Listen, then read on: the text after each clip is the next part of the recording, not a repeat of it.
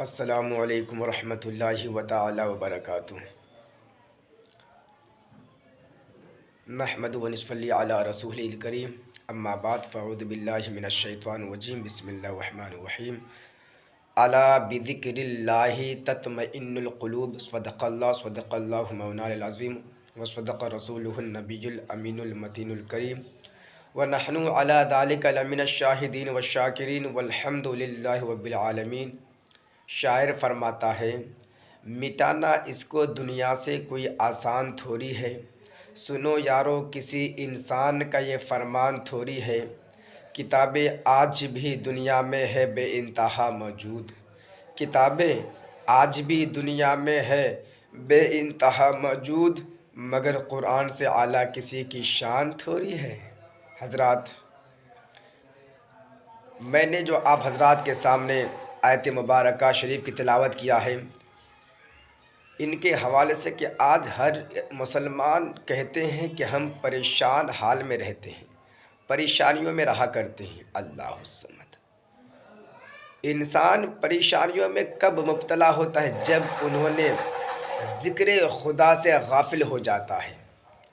جب وہ ذکر خدا سے غافل ہو جاتا ہے نا، تو اب اس کو پریشانیوں نے جکڑ لیتا ہے، مصیبتوں نے گھیر لیتا ہے۔ اس لیے حدیث مبارکہ میں آتا ہے، جب مچھلیاں خدا کی ذکر کرنا چھوڑ دیتی ہے، تب جا کے وہ جال میں پھنستی ہے، شکار کے ہاتھ لگ جاتی ہے۔ اسی طریقے سے جب پرندہ یعنی کہ ذکر خدا سے غافل ہو جاتے ہیں، تب پرندہ بھی پھنس جاتا ہے، بے بس برباد ہو جاتے ہیں۔ اللہ الصمد۔ اس طریقے سے جب انسان ذکر خدا سے غافل ہو جائے، کیا وہ برباد نہیں ہوگا؟ اس کو بے چینی نہیں ہوگی، اس کو بے قراری نہیں ہوگی؟ ہاں، کیوں نہیں ہوگی؟ ہرگز ہوگی۔ اللہ الصمد۔ اگر آپ چین و سکون چاہتے ہیں، آپ یعنی کہ اپنی زندگی میں خوشحالی چاہتے ہیں، تو آئیے میں قرآن کا یعنی کہ ایک آیت مبارکہ شریف کی تلاوت کیا ہے۔ اللہ الصمد۔ بہت مشہور آیت ہے، بہت خطیب نے، بہت حضرات مقرر نے ان آیت مبارکہ کا ترجمہ بھی کر چکا ہے، لوگوں کو بتایا بھی ہے۔ قرآن کہتا ہے، الا بذکر اللہ تطمئن القلوب۔ اگر تو اپنے دلوں میں چین و سکون چاہتے ہو، زندگی میں خوشحالی چاہتے ہو، پریشانیوں کو دور کرنا چاہتے ہو، تو ذکر خدا لیکن ذکر الہی سے دلوں کو چین و سکون ملتا ہے۔ ذکر الہی کیا کرو، کثرت سے خدا کو یاد کیا کرو۔ اللہ الصمد۔ جنہوں نے کثرت سے خدا کو یاد کیا، خدا کی عبادت کی، یقین جانو وہ انسان دنیا میں بھی کامیابی ہے اور آخرت میں بھی کامیابی ہے۔ اللہ الصمد۔ آج ہم مسلمان حضرات قرآن شریف پڑھتے ہیں مگر اس پہ عمل نہیں کرتے۔ حالانکہ قرآن شریف نازل ہونے کا مقصد یہ تھا کہ قرآن شریف نازل ہو، ان آیتوں کو مسلمان نے پڑھنے کے بعد ان کے مفہوم، ان کے معنی پر عمل کرے، عمل کرنے کے بعد تب جا کے ان کو قرآن شریف پڑھنے کا حق ادا ہوگا۔ آج ہم قرآن شریف تو بہت یعنی کہ یہ عمدہ الفاظ یعنی الفاظ سے پڑھ لیتے ہیں، اچھے لہجہ میں پڑھ لیتے ہیں، مگر ہم یہ نہیں سمجھتے قرآن کیا کہنا چاہتا ہے، قرآن ہمیں بتانا کیا چاہتا ہے۔ ہم اس سے غافل ہو چکے ہیں۔ اللہ الصمد۔ میں اپنے مسلمان بھائی کو کہنا چاہتا ہوں، قرآن کا دنیا میں آنے کا مقصد یہی تھا کہ ہم انسانوں کو گمراہ سے بچانا۔ قرآن اس لیے اللہ نے نازل فرمایا کہ میرا کوئی بندہ گمراہی کی طرف اپنے قدم کو نہ لے جائے۔ مگر آج ہم نے قرآن شریف کی تلاوت تو کرتے ہیں، پڑھ تو لیتے ہیں، مگر قرآن کیا کہنا چاہتا ہے، قرآن کیا بتاتا ہے، مگر ہم اس پہ عمل نہیں کرتے ہیں۔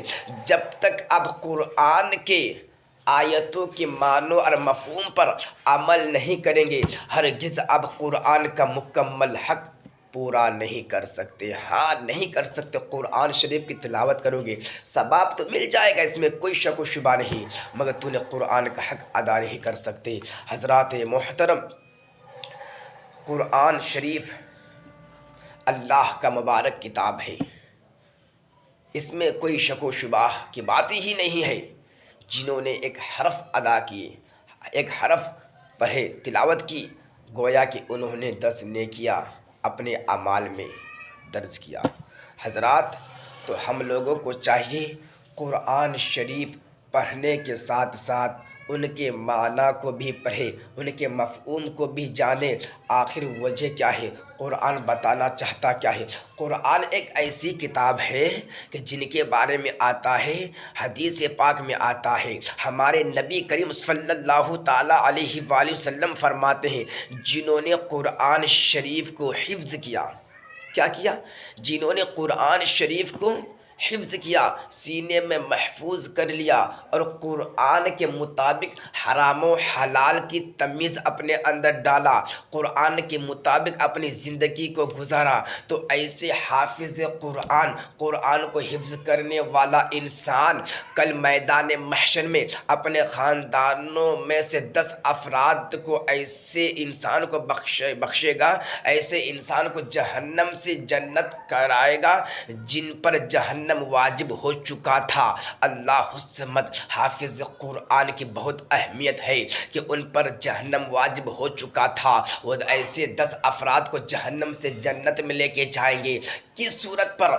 جب تک وہ قرآن کے احکام پر عمل نہیں کرے گا، قرآن کے مطابق اپنی زندگی نہیں گزارے گا، وہ اب تک وہ نہ خود کا ٹھکانہ لے پائے گا، نہ دوسرے کا تو کہاں سے لے گا۔ اس لیے کہتے ہیں قرآن کو مذمت اچھے سے اب یاد کرے، یاد کرنے کے بعد قرآن کے معنی کو بھی پڑھے، ان کے مفہوم کو بھی جانے، تاکہ کہ ہم سے کہیں کوئی غلطیاں نہ ہو جائے، تاکہ میں بھی کل میدان محشر میں پھنس نہ جاؤں۔ اس لیے کہتے ہیں قرآن کوئی ایسی ویسی کتاب نہیں ہے، قرآن اللہ کا مقدس مبارک کتاب ہے، جس کے بارے میں شاعر فرماتا ہے، کتابوں میں جو افضل ہے اسے قرآن کہتے ہیں، اتارا ہے اسے جس نے اسے رحمان کہتے ہیں، اور اس 30 پارے کو جو اپنے سینے میں محفوظ کر لیا اسے زمانے بھر میں حافظ قرآن کہتے ہیں۔ السلام علیکم۔